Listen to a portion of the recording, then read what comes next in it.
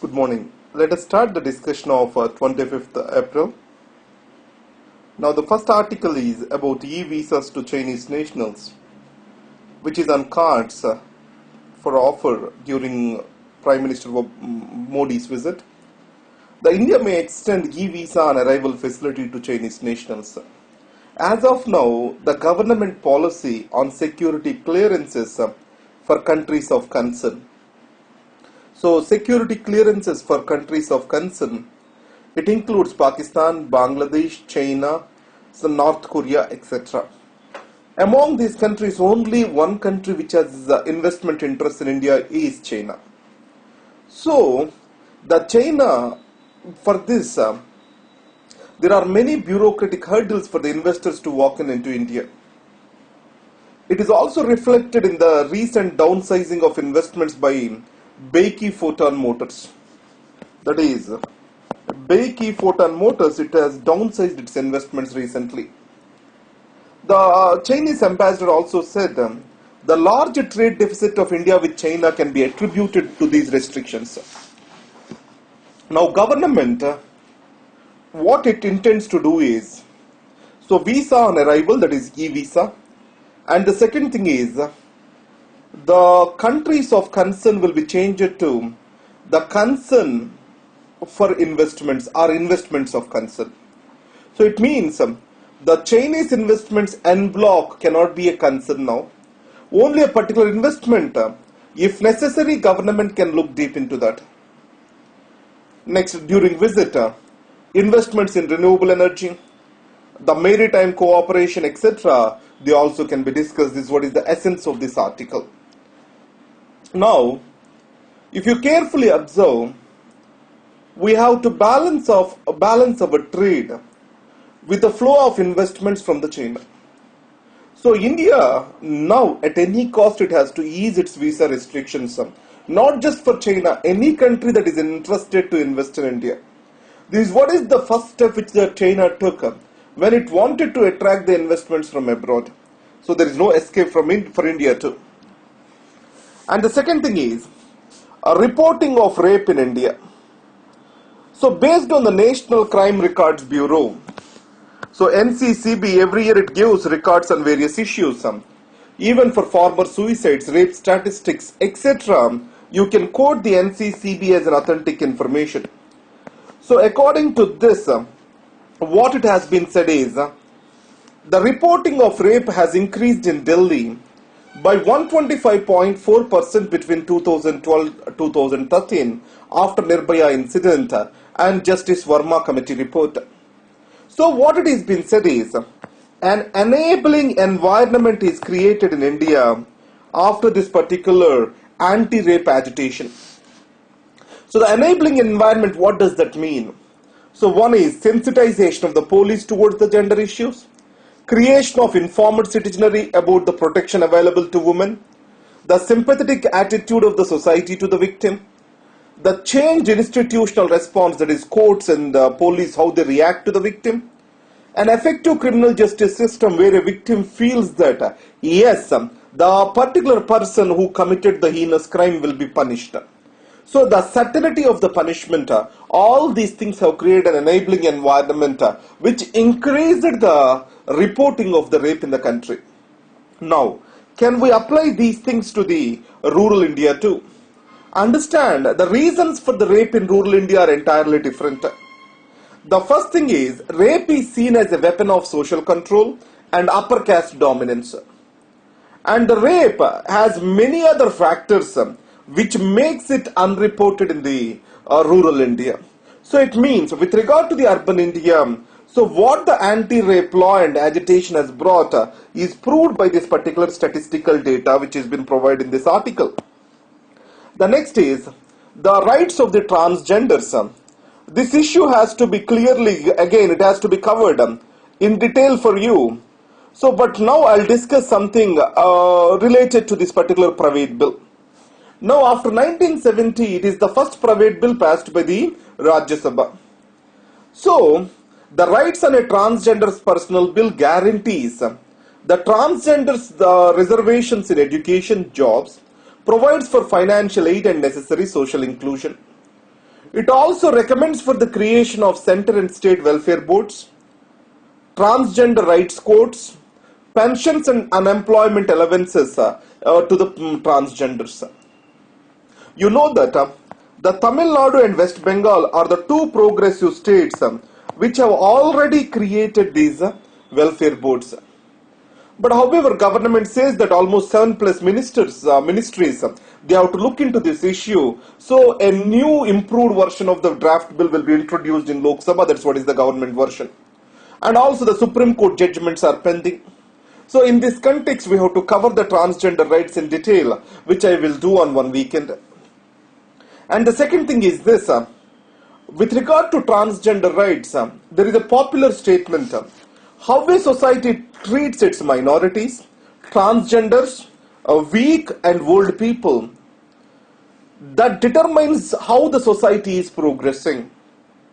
For example, any society that is based on values, democratic expression, it has to provide for an expression to the rights of these people too. So it means the rights are expanding in India, and the transgender rights is an example to this. That shows the maturity of Indian democracy and society. The next article is about the farm distress in the country. The farm distress, what it shows is agrarian distress in the country. So now the subsidies are being very much talked about in the agricultural sector.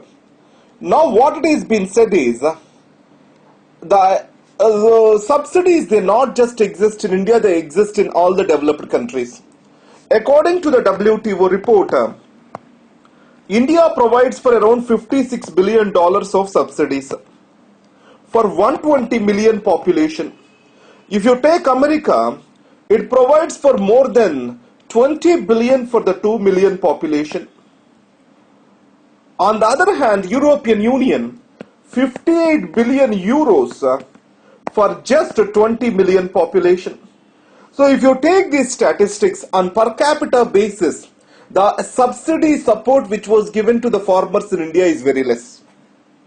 And next, the Green Revolution in India, it has created a neo-economical class on the rural side, and the people who got benefited or who have access to the land, or it means that who have the productive assets with them.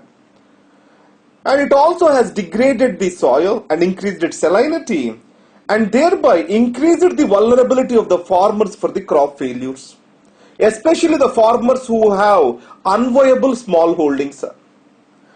Even the people, the marginalized farmers, small and marginalized farmers, they do not get proper access to the formal bank credit. So, and added to that, the corruption, inefficiency, cost of inputs, debt, these are all creating a vicious cycle where they are at the brink of a suicide.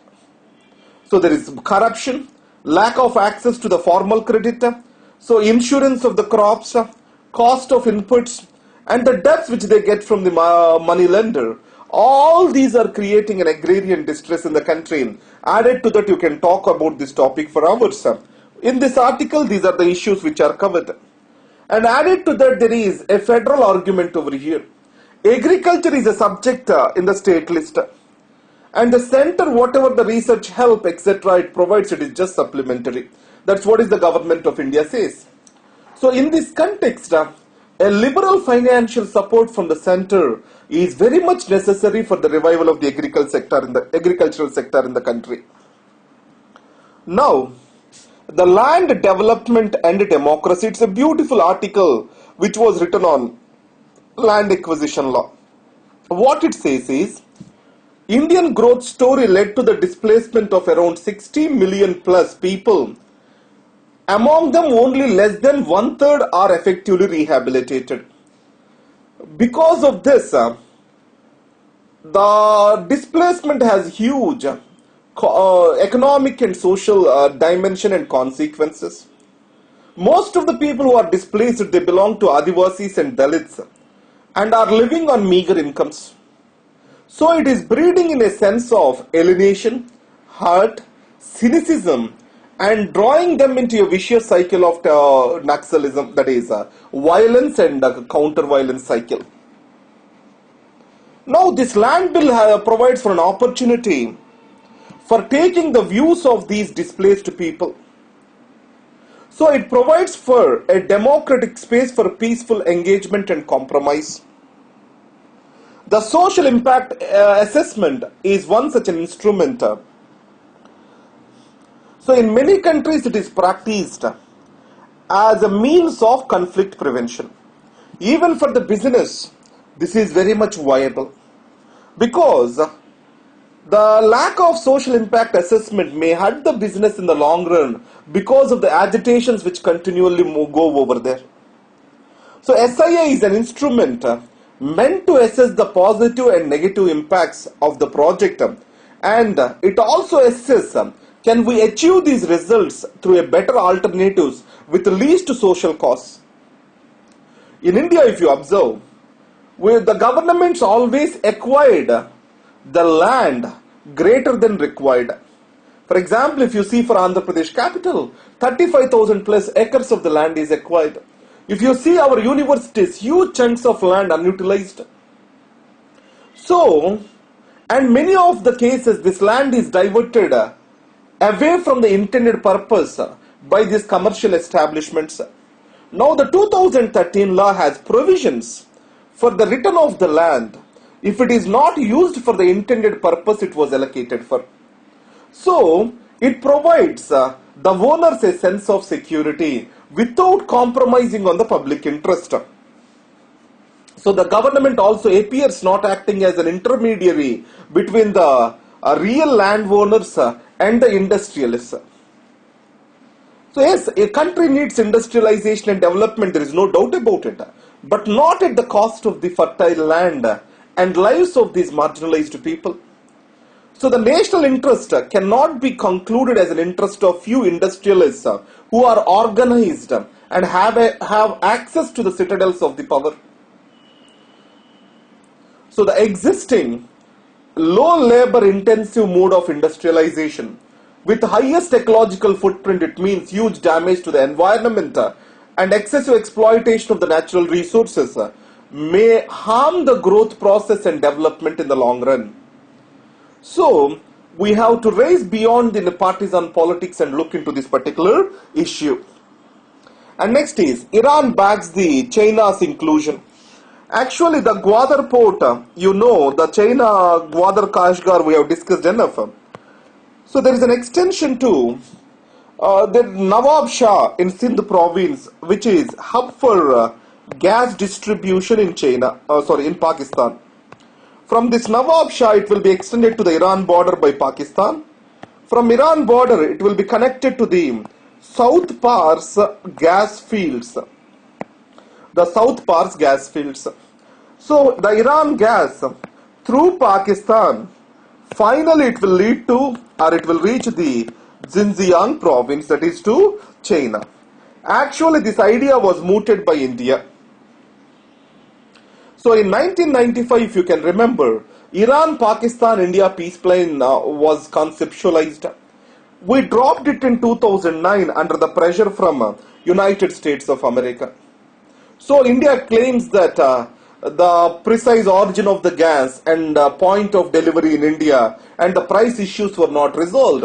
Actually, at that point of time, Condoleezza Rice has visited India many a times, and it was majorly later it was majorly dropped at the instance of the pressure of the United States of America, which may prove costly to India.